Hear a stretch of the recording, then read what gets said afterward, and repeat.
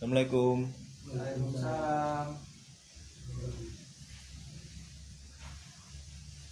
Assalamualaikum warahmatullahi wabarakatuh. Waalaikumsalam warahmatullahi wabarakatuh. Selamat pagi anak-anak. Pagi Pak. Apa kabar kalian hari ini? Alhamdulillah baik. Alhamdulillah. Ada yang tidak berangkat? Ada Pak. Siapa? Ahmad Pak. Oke, Bapak absen dulu ya. Ali Mustafa, Hadir Pak. Miftahul Huda, Hadir Pak. Lutful Hakim, Ahmad, Absen Pak. sakit. Sakit Pak. Boleh Pak. Semoga cepat sembuh. Mari kita doakan supaya bisa beraktivitas lagi, belajar bersama kita lagi. Amin. Oke, sebelum kita mulai pembelajaran kali ini, Bapak punya permainan yang tentunya sangat fantastis. Silakan anak-anak kalian berdiri. Diri Pak. Ya. Iya. Sampai. Ayo, kita berdiri dulu. Oke, kalian harus bahagia ya pagi hari ini. Ya. Pokoknya ketika ini pembelajaran bersama Bapak itu harus bahagia. Kalau enggak, berarti kalian ada sesuatu di hati kalian gitu ya. Ya. Oke, silakan angkat tangan kalian. Nah, turunkan. Kaki kalian diangkat. Satu, yang kanan. Yang kiri. Oke, gini tangannya. Ini namanya apa ini? Malangkrik ya. Tantang. Oke, geser-geser. Biar nggak kaku, geser-geser terus. Ayo. Naik ke selera Pak. Ganti kepalanya diputar-putar. Dijilat. Maksudnya sudah diturunin. Oke, silakan kalian duduk. Terima kasih. Sudah mulai semangat ya? Ya. Oke, kita harus semangat. Oke. Terima kasih. Pembelajaran kali ini tentang meneladani perjuangan Rasulullah. Namun setelah itu, sebelumnya anak-anak ada yang masih ingat materi pembelajaran kita minggu lalu Ingat Pak. tentang apa? Tentang wudhu Pak. Oke. Ya, setelah kita mempelajari tentang sifat-sifat Rasulullah, maka selanjutnya kita akan pelajari tentang perjuangan Rasulullah, sehingga perjuangan itu bisa kita teladani untuk menjadi pribadi muslim yang lebih baik lagi. Seperti itu ya. Ya Pak. Oke. Materi kita tentang meneladani perjuangan Rasulullah, harapannya nantinya anak-anak bisa menerima hal-hal yang positif dari perjuangan Rasulullah, karena itu adalah Nabi kita, Nabi Muhammad Shallallahu Alaihi Wasallam. Dalam agama Islam nantinya anak-anak bisa menjalankan syariat Islam, yaitu fikih tentang wudhu, sholat, dan lain-lain sesuai dengan aturan agama kita, yaitu agama Islam yang telah dibawakan oleh Rasulullah Shallallahu Alaihi Wasallam. Oke.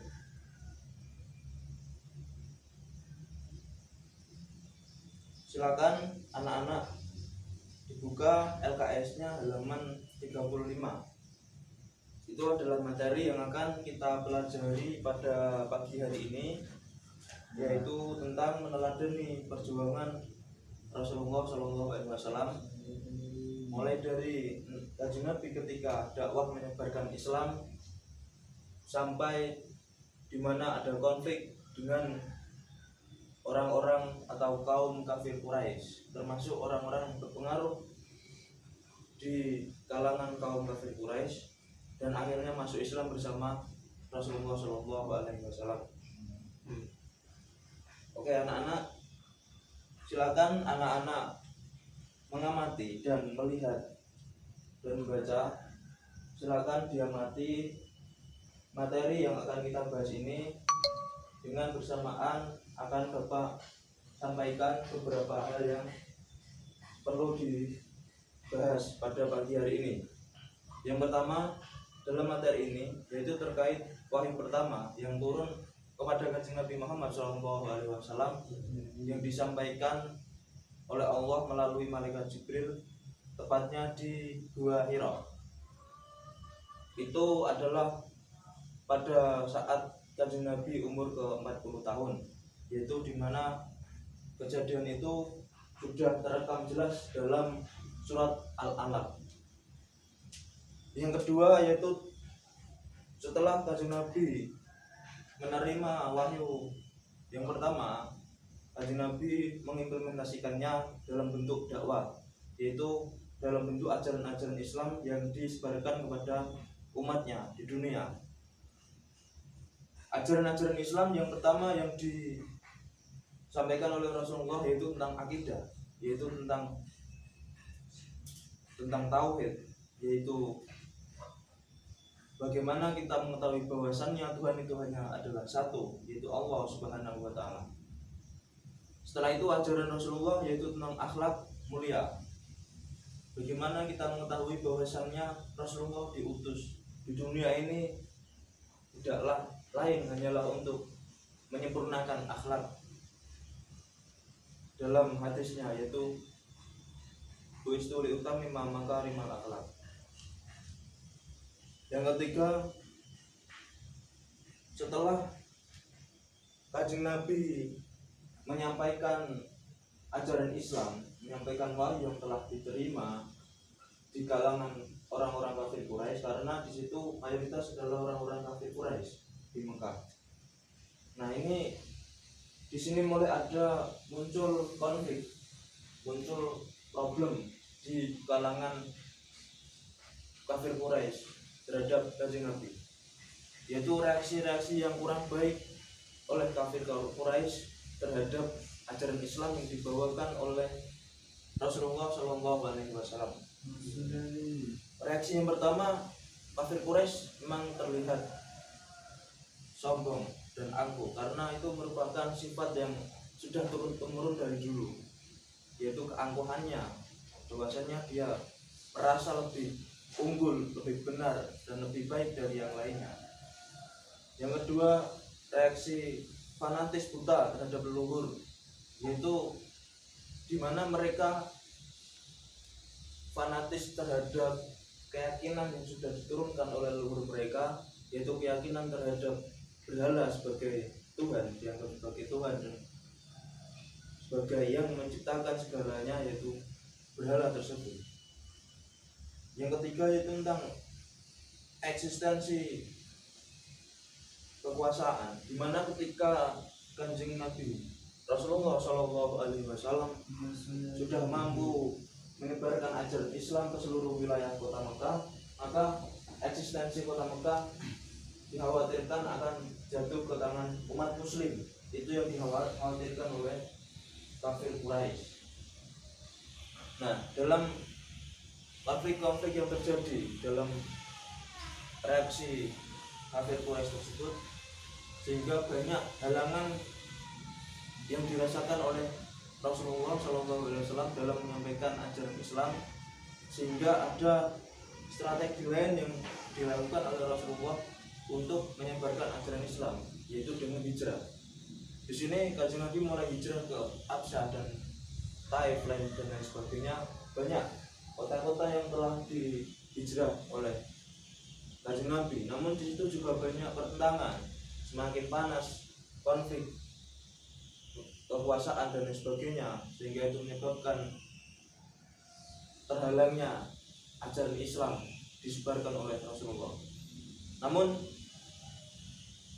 yang terakhir, Rasulullah menemukan salah satu cara yang luar biasa, karena sudah dituntut oleh Allah Subhanahu wa taala, yaitu untuk hijrah ke Yasrib.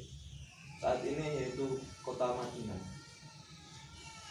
Dalam hijrah ke Yasrib tersebut, Rasulullah hijrah dengan dua gelombang pertama dan gelombang kedua.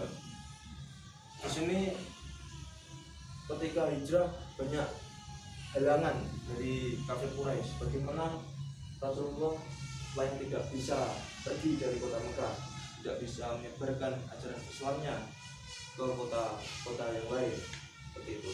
Namun dengan pertolongan Allah, Rasulullah bisa hijrah ke kota Yasrib atau kota Madinah dengan selamat dan di sana disambut dengan baik. Akhirnya ajaran Islam tersebar meluas di Yasrib.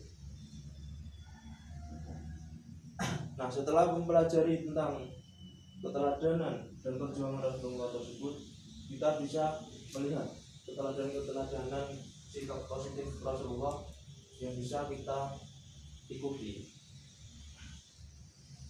Oleh karena itu, silakan anak-anak mendiskusikan materi yang telah kita pelajari ini.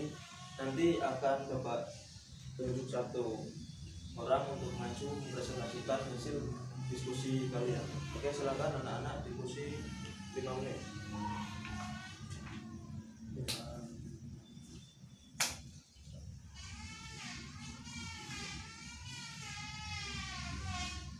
Oke, sudah ya anak-anak. Silakan salah satu dari kalian maju untuk mempresentasikan, menyampaikan hasil dari diskusi kelompok kalian. Udah Pak, dan terlalu semangat. Oke, silakan Mas Yuda.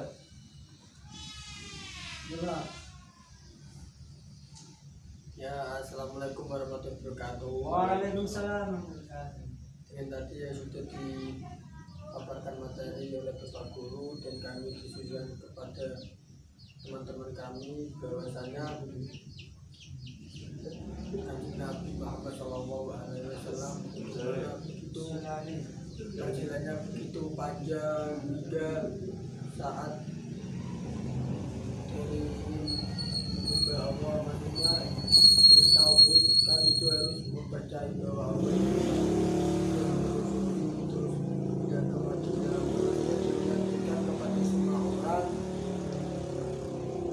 dan orang itu ingin masuk Islam. Bagaimana untuk menyembah? Karena menyembah itu awal dia terlihat untuk mengimaninya. Bahwasanya orang di Madinah terus Mekah itu banyaknya waktu dulu sebelum ibaratnya Nabi Muhammad SAW berdakwah itu kebanyakan menyembah berhala.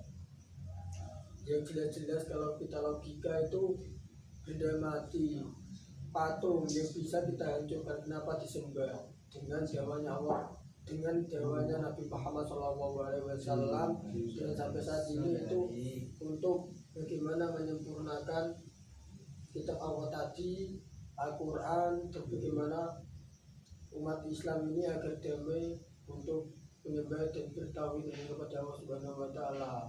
Mungkin seperti itu Bapak yang dapat kami simpulkan dan kami diskusikan pada teman-teman kami. Seperti itu. Wassalamualaikum warahmatullahi wabarakatuh. Waalaikumsalam. Oke, terima kasih, tepuk tangan untuk Mas Yuda. Jadi